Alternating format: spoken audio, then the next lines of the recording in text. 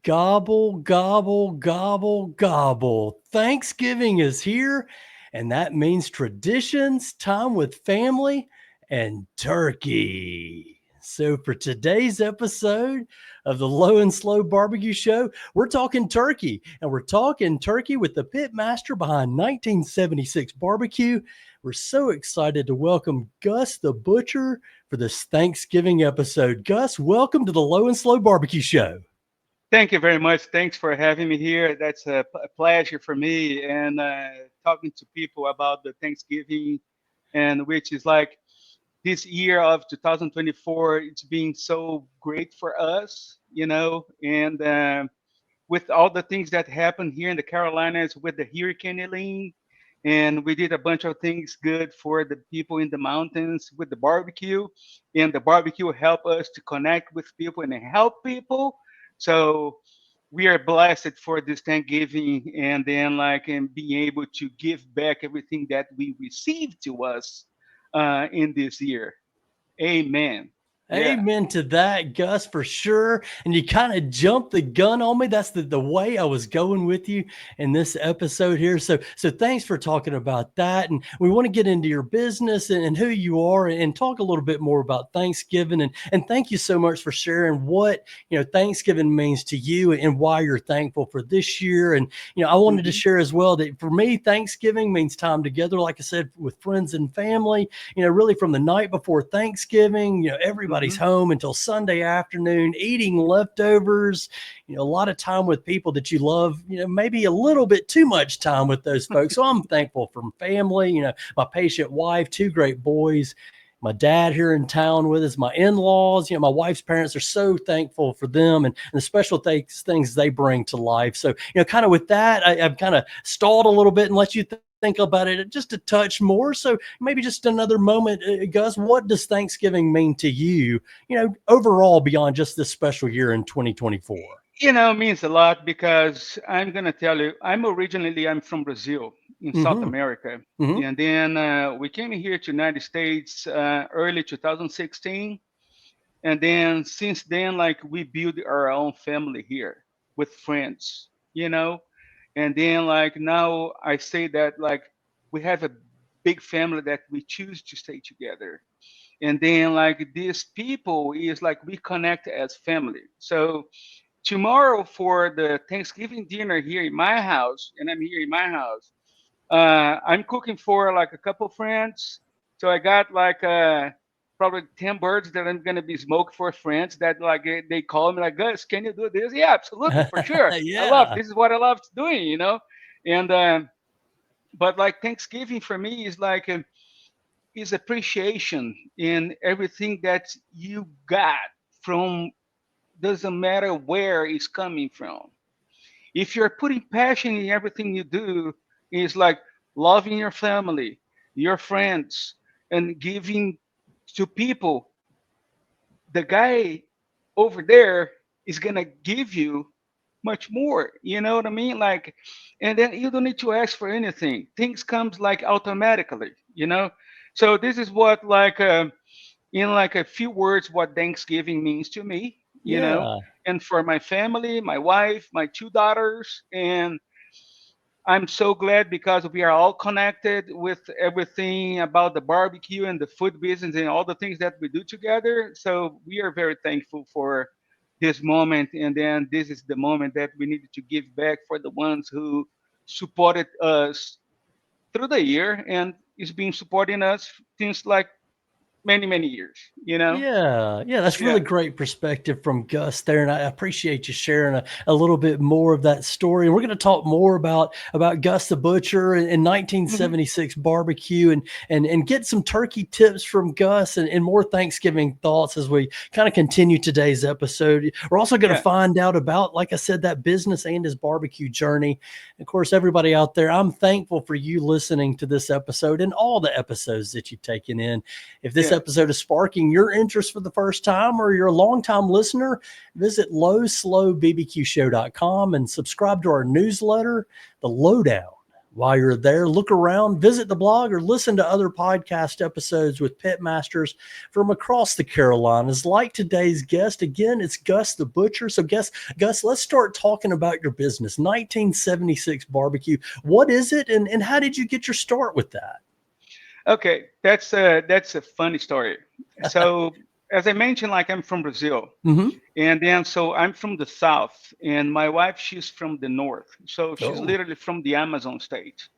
Okay. So when we moved over here, and I don't know if you know about this, but like the population who lives in the Amazon, they eat more fish than anybody else throughout the country.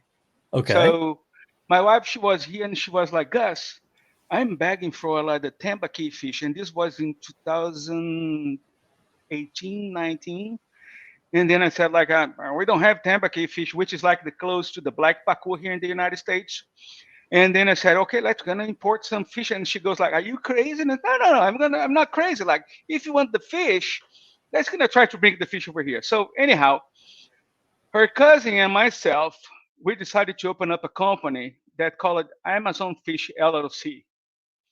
And then we did something with some guys who are dealing with all the imports and export things, a company in Brazil.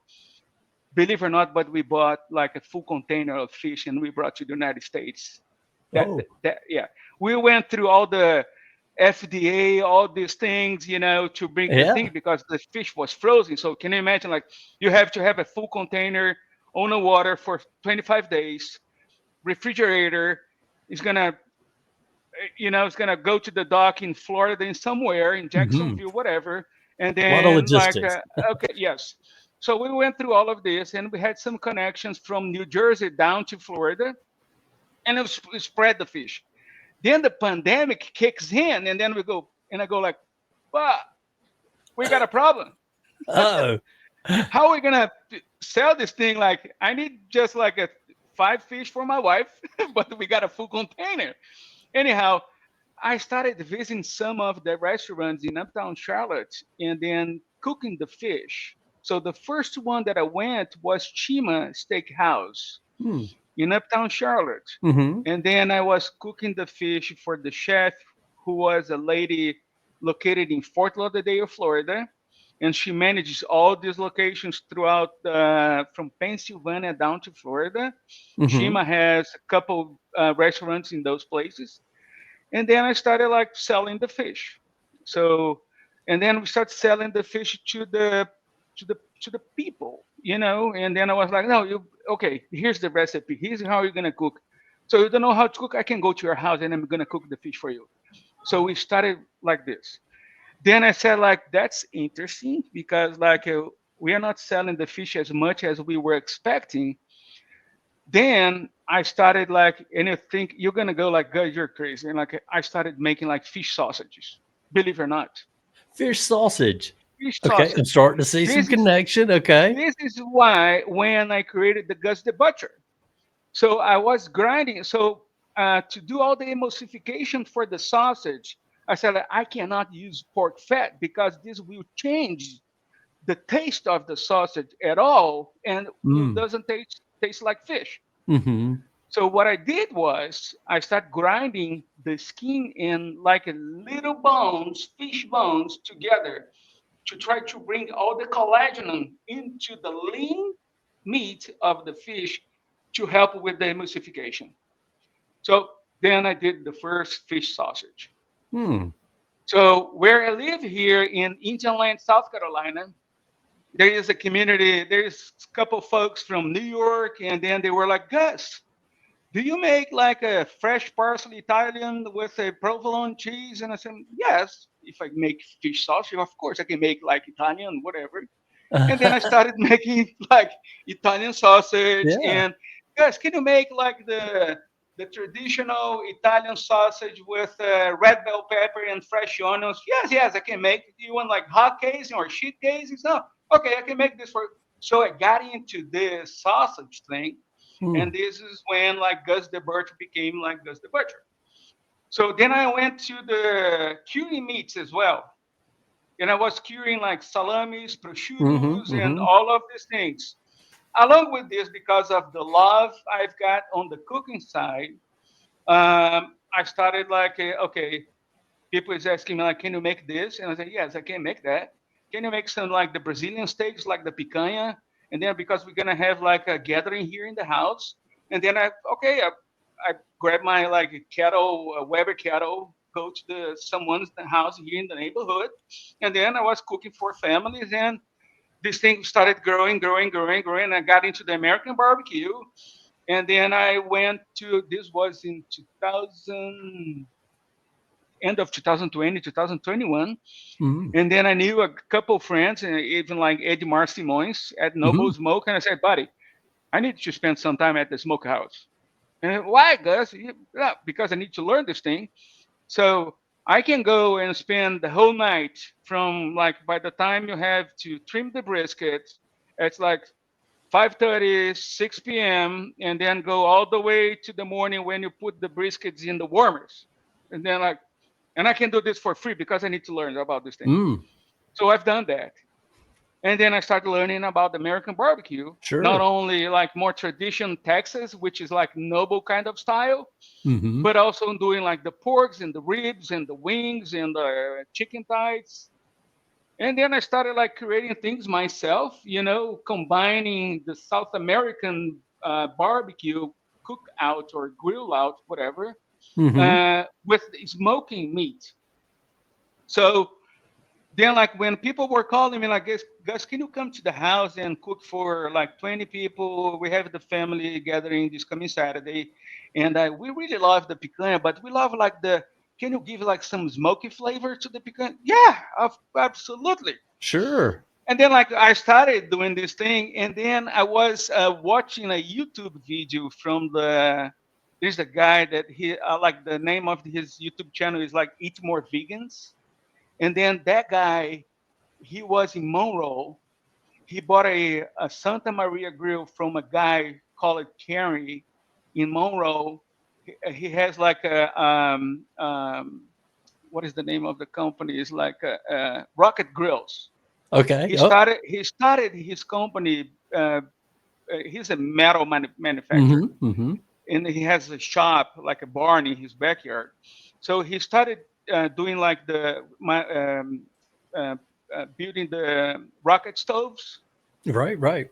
and then like I was watching the YouTube video, and my wife was next to me, and I said like, this guy is like he's now a neighbor. He's right here. I need to go see him. Mm-hmm. So I went to his place. And then like hey buddy, I'm here because like I watched your video with the Eat More Vegans, and then like the guy bought the Santa Maria grill from you, and I need you to build like a rig for me. So then if you check my Instagram, the 1976 barbecue, you Yeah. see my rig over there. Sure. So this guy built that one. So after Okay. that, I bought like the rocket stoves. Now we are working another project that he's building for me. you Yeah. know, like and it's no non-stop. It's like it looks like a snowball. You know. Uh-huh. And then yeah, that's it. And then recently, like last week, I went to Austin, Texas, to see a couple of pitmasters that I follow on Instagram. I went down to close to San Antonio as well. Yeah, Uh, I want to get into that Texas trip just a little bit, but before we yeah, get off your business, I want to talk a little bit more about 1976 barbecue specifically. First of all, where did you get the name from, and what do you feel like your specialties are today? It sounded like you had kind of a winding path to get to the yeah. rig and the barbecue, but where did you get the name, and what do you specialize in now? It's knowing you can do kind of everything. I am from 1976 barbecue. This is the year I born. Oh, And okay. then Well, and happy then birthday to us both. yeah. Then like my family, when I'm in the kitchen, they say like, Gus, looks like you knew how to cook the day you born. And then okay, the name of this company is gonna be 1976 barbecue. There you go. So then became 1976 barbecue. A bunch of people asking me about this thing, and I said, and by the way, 76 is a good year, so you No know that. doubt. Yeah. Yeah. Yeah. So the specialties for you guys today. Well, we are we are here in the house, and I'm so glad to have my two daughters. I have two daughters. One is 20. My youngest is she is 15, and we are together here prepping everything for the the families that are coming here tomorrow for the Mm, dinner. hmm. And I always say like, hey, the leftovers we're gonna give to someone, you know, and mainly during Christmas we go to some you know, homeless shelters, Hmm. and we prepare a whole meal for them, and then I always take my daughters to do the front work. You know, I do all the prep, I take them, and then we go to the shelters and we give food to the people. Hmm.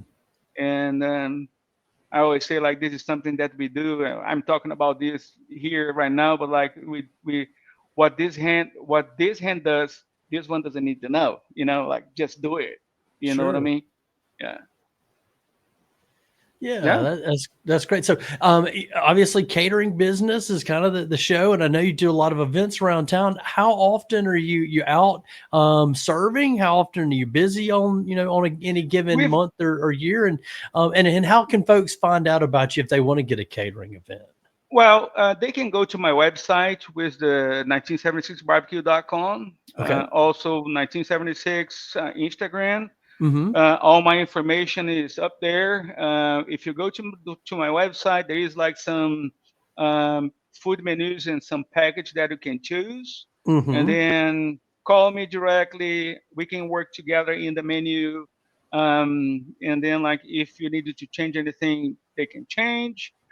We can accommodate. We can talk about like even like for this Christmas time, I got a bunch of people call me like, Gus, that's gonna do the prime ribs, smoked and everything. So that's what one of the things that I do, and I like to smoke and then go straight to the like very hot fire to sear the meat, you Mm. know, and yeah, we are we started this thing with the barbecue in 2020, and then right now I think that I can say that we've been busy like pretty much every weekend um, doing barbecue. So this coming Saturday we got a private event, is a birthday celebration in Waxhaw, North Carolina. Uh-huh. The following weekend we are serving Elevation Church in Heavy Rock in Rocky Hill, South Carolina.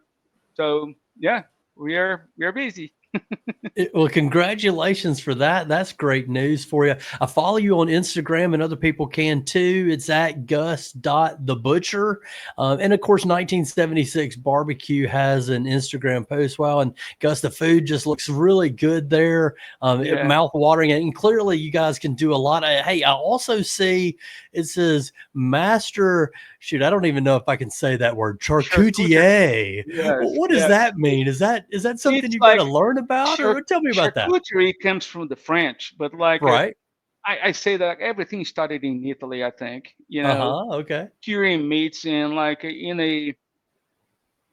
It's like when I went to Texas last week and I went to Lockhart, Texas, where is the place where like I was trying to look at the history and say, okay, where where's the place where barbecue in Texas born?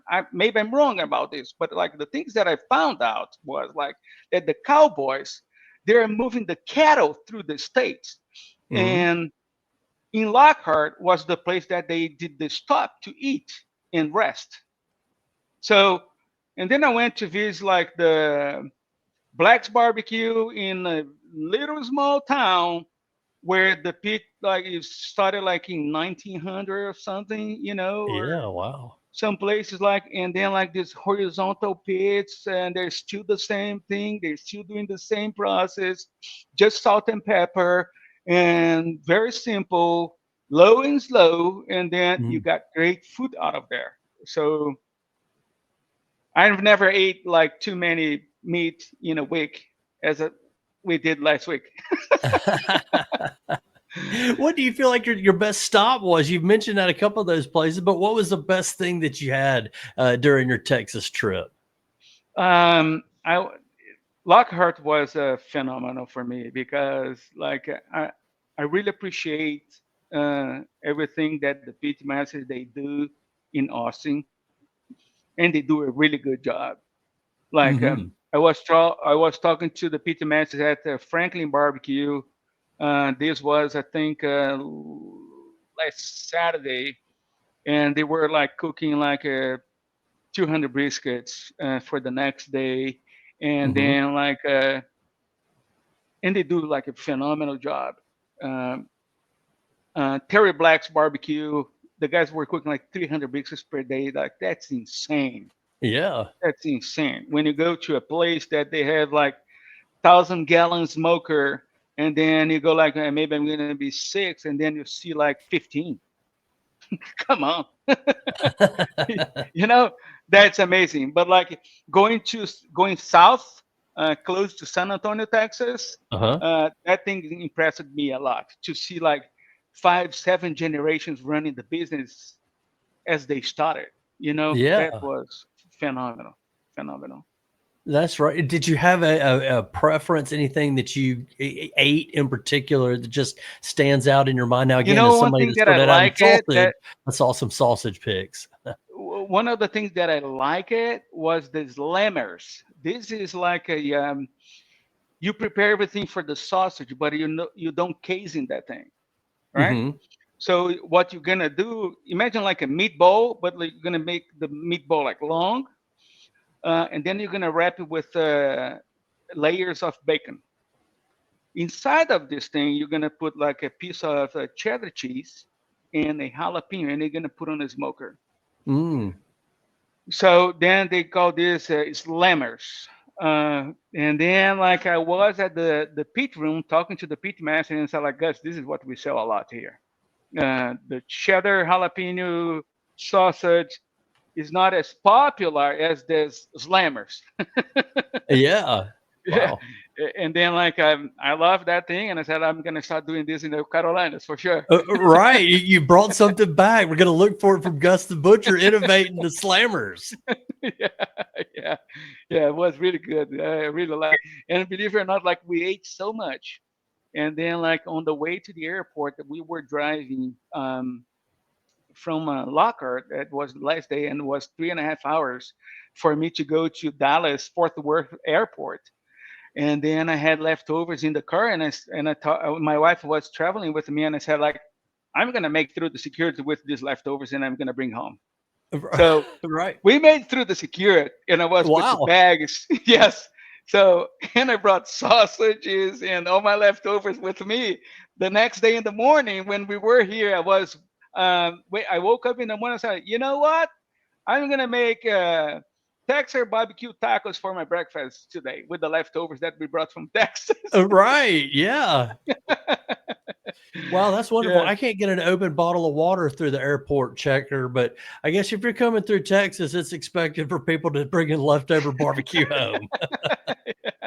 Oh, that's funny. Yeah. That's funny. Hey, so we're gonna get to Turkey Day tips here in just a second, but Gus, you've had a great road and an interesting, distinct journey. Yeah. Obviously, running a business is no easy walk in the park, and obviously, every weekend with an event.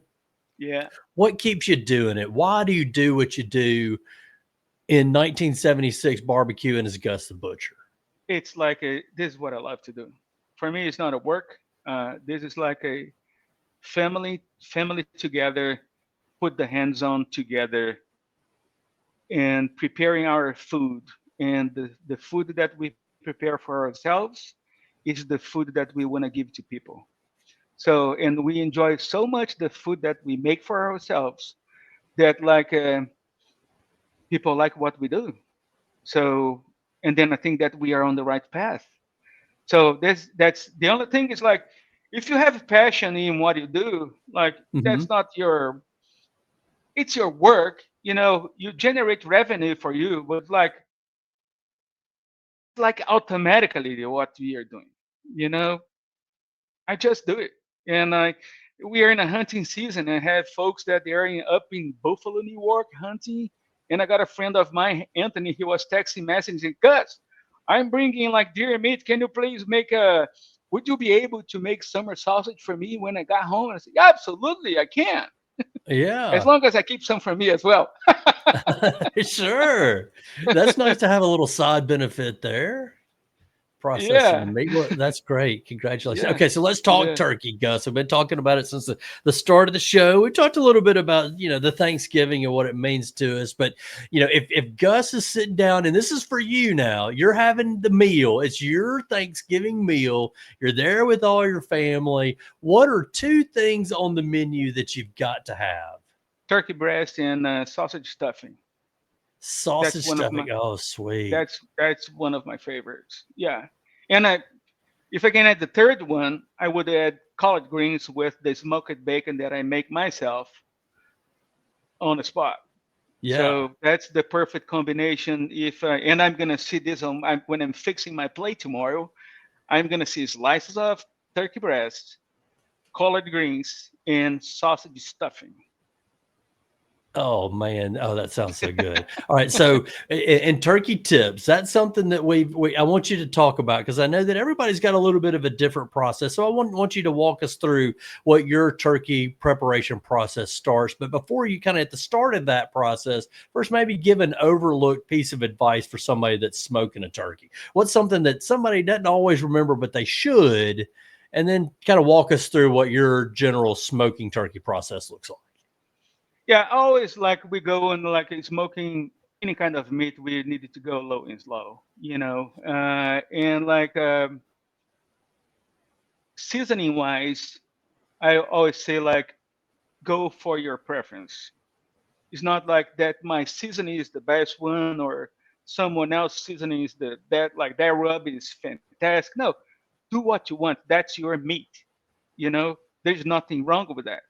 So what I like to do when I'm preparing the turkey is like always I put them on a marinade bath, you know, and for the minimum like 72 hours. That's Mm-hmm. me doing this. Mm-hmm. This is the way how I like to do. And then like the day that I'm gonna start like preparing them, taking out of the bath, and start the seasoning. I like to do my own injection things. So I inject them. There's a little bit of butter together. So I make sure that I inject the muscles in the right way. So when you cut the breast, for example, you don't want to see like a spot of the things that you injected in one area and then in the other areas you don't see anything. Mm-hmm. I try to have the thing like all the way through the muscle. Um, then I season it and then I put it into the smoker.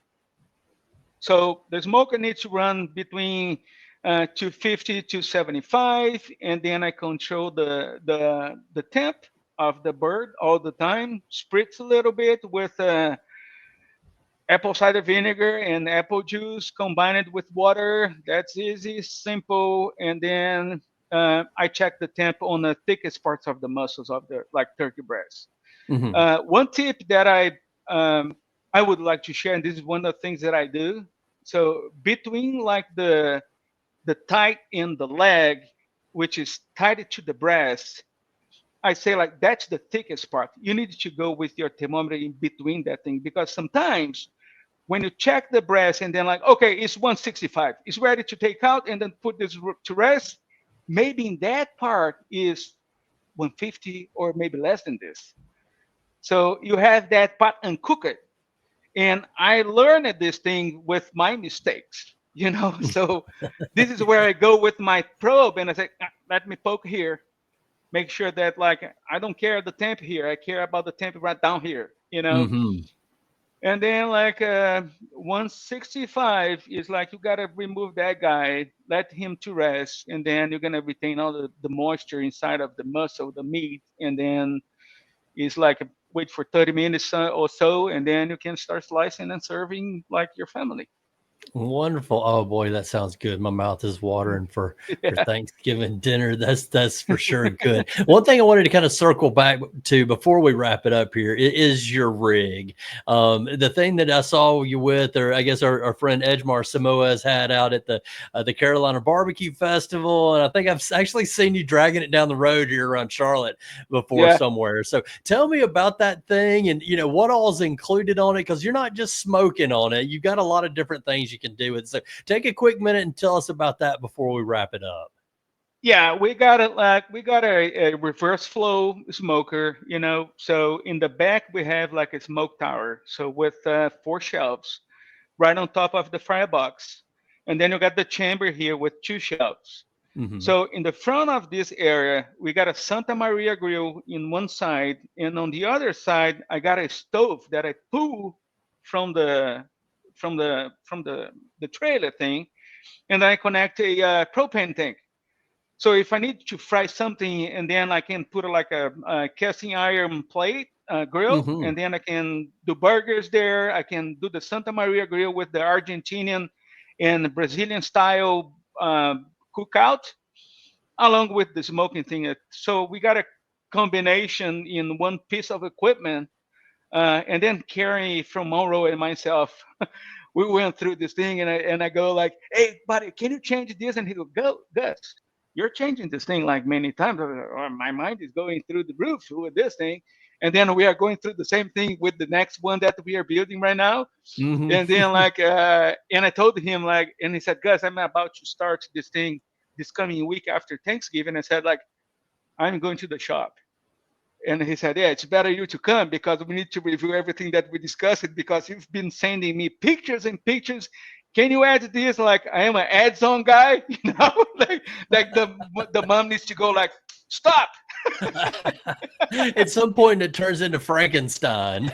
You got Frankenstein with everything on there. But I would say that what you're operating now is short of Frankenstein. And as someone like you, I was born in 1976. I think Yeah, it's a cool looking ride going downtown. You guys look cool when you're cooking on it with the live fire and the smoking going at the same time. And the yeah, 1976 all over it. So really cool looking thing you got there, yeah, Gus. So yeah. have definitely enjoyed spending some time with you here. How do people keep track of you? Where can they keep coming out and finding you when you're out serving publicly? And then obviously you mentioned how to get you online. Yeah. So uh, there is a event company, and Greg is the owner. The Drink, Eat, and Relax. They do events like live fire cooking and drinks, Hmm. whiskey, wine, and fire, all the way from Baltimore, Maryland, down to Florida or Georgia, something like this. And we did some events with them that was like very very cool. Was fantastic. Greg is a great guy, and he loves the cooking. He loves to connect people. He has like a big heart, you know. So in the Valentine backyard, when we have those types of events from we eat and relax, Hmm. in most of them, we are there. We are planning to go this coming year in 2025. So if you are watching this podcast, make sure that like you stay on like with the eyes out on those events because they are really cool, good people, family, friends, you Hmm. know, and then like it's a good place to go to enjoy great food, live fire cooking here in Charlotte. Yeah. Yeah, we'll keep our eyes peeled for that too, and of course, look at you on Instagram. And I mentioned Instagram a couple of times, but I also saw your Facebook stuff. And again, great pictures over there. So you can follow Gus the Butcher on Facebook or 1976 Barbecue on Instagram. He's also Gus the Butcher at Instagram as well. So Gus, we're gonna wrap it up here with our low and slow showdown, and we're gonna kind of abbreviate it here for our Thanksgiving edition. So before we get to Thanksgiving, if there is a barbecue type place that you grew up on in Brazil, what you might call barbecue, what was it that you grew up on? What did you enjoy most growing up on in the barbecue type world? Um, in Brazil, always like as like brisket or pork here is the big thing. Mm-hmm. In Brazil is the top sirloin with the cap on that we call picanha. Mm-hmm. Mm-hmm. That's the meat. Like when you go to a Brazilian barbecue, you gotta look after that. And then if the picanha is cooked to the doneness, to the perfection, you know that the guy who is running the grill, that instead of us calling pitmaster, we call churrasqueiro. That's the guy that you have to go like, you're doing a great job, buddy. Yeah. Say that again. What is it? Churrasqueiro, which It- is instead of saying like Brazilian barbecue, we say Brazilian churrasco. okay. All right. Okay, and the guy who's running the grill, we call him churrasqueiro. Okay. It makes sense. So, and then you have to go to the guy who is the churrasqueiro and say like, "You're doing an awesome job, buddy. Thanks for it." That picanha was like right on the spot. Yeah, Good. So that's a good memory. We'll look out for that guy. And I know who I'm going to go see for the picanha. It's going to be Gus or Edgemar, somewhere out there in yeah. the Charlotte area. Anyway, so what about your current barbecue go to when Gus is in town? It's not Gus's stuff, but if you're having barbecue around the Queen City or anywhere around the Carolinas, where are you going to go? I go to like in the Carolinas. I have to mention the guy that you're using the hat. You know, John G's barbecue. He is phenomenal. Oh, yeah, yeah, Beyond for the sure. beyond the beyond the like his barbecue, like but him and his wife, they're like awesome people. And then like you don't need to if you start talking to him, you know that you're gonna have great food. That's it. Hmm. So, but also like here in Uptown Charlotte, I always refer to Noble because Noble opened the doors for me Sure. when I started like going to. I want to learn about the barbecue. When I did the thing in the mountains, when I went to Black Mountains to give barbecue to the families that was affected by the hurricane. My rig, my capacity is limited at the moment, Hmm. and then they let me use their rig. So Mm-hmm. I brought out the meat, and then I used the rig to prepare all the food that I was bringing over to the mountains the next day. So I'm so grateful and I'm thankful for that, and I'm always going to refer to the guys who's running the smokehouse over there and the managers that are running that place. They do that thing with their heart, and like Edmar was one of the guys running those pits over there. You probably been there, you know what I'm talking about. Hmm. And Edmar is like he's my buddy, Yeah. he's my brother. So um, that's it. Yeah. Yeah, good. Okay. So what is your favorite protein to eat? Now, I know you mentioned the picanha, but is it that or is it going to be pork or chicken or turkey or something else? You started on fish. What's your favorite protein? Um, you know what? I love a lot the tri-tip. Yeah. Tri-tip is one of my favorites. And I went to Richmond, Virginia, to one of Tuffy Stone's class. And then when I got there, Tuffy was joking with me and saying like, "Hey, I know that we got the butcher here in the house," and I was in his like cooking class thing, and then so I knew that was about me. And Tuffy, he went to Brazil a couple times for the churrascada uh, in the south of the country, and then he said, "We know how to smoke a good tri-tip that you guys call tri-tip in Brazil, like maminha." So that's the name that we call tri-tip in Portuguese in Brazil. We call Oh, maminha. So okay. that's the same cut. And what I like doing with this is like put on a smoker for about 40 minutes just to give a little of smoke and then move to the grill with hot fire. Yeah.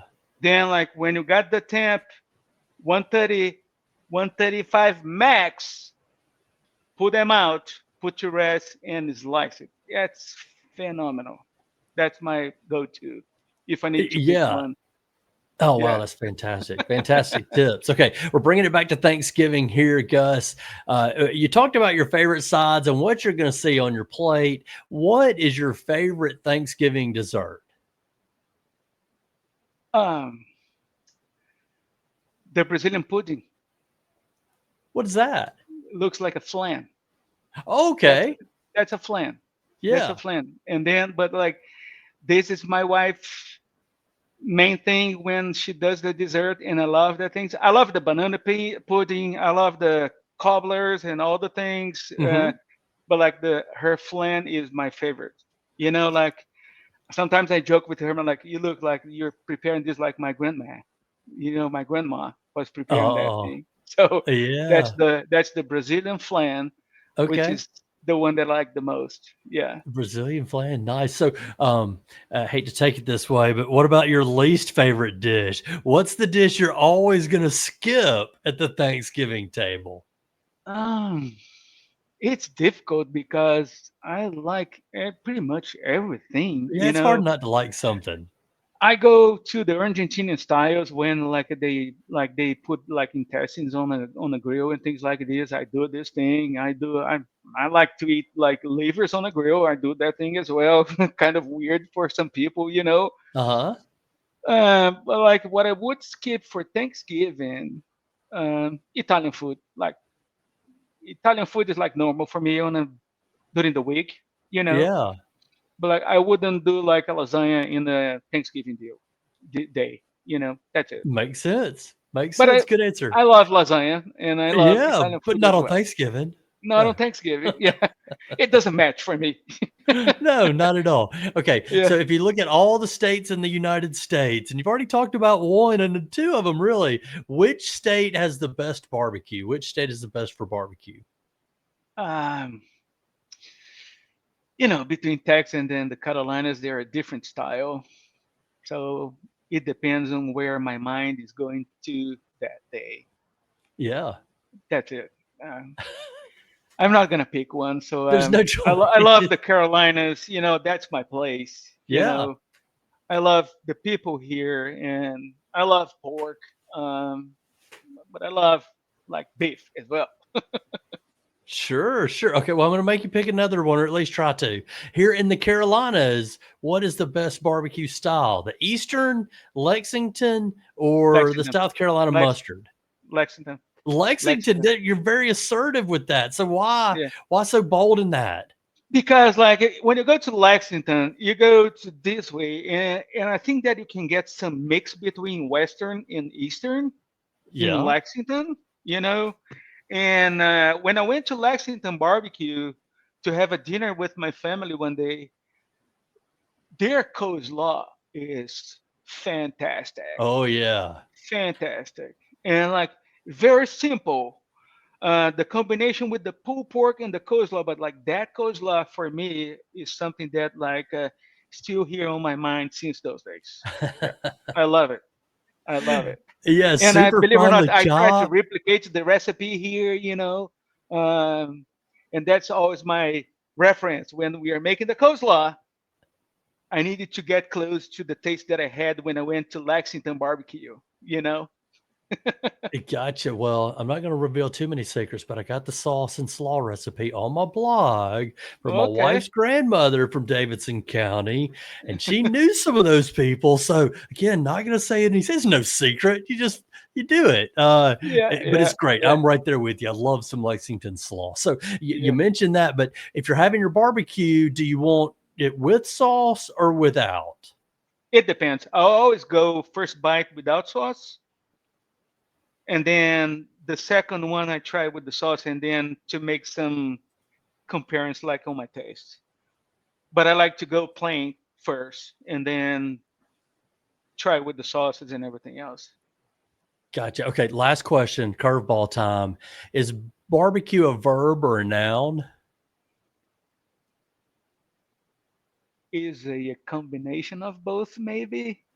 Is like when you're barbecuing, you are in the cooking thing, making barbecue, but like what you're doing is barbecue. which is a noun for me.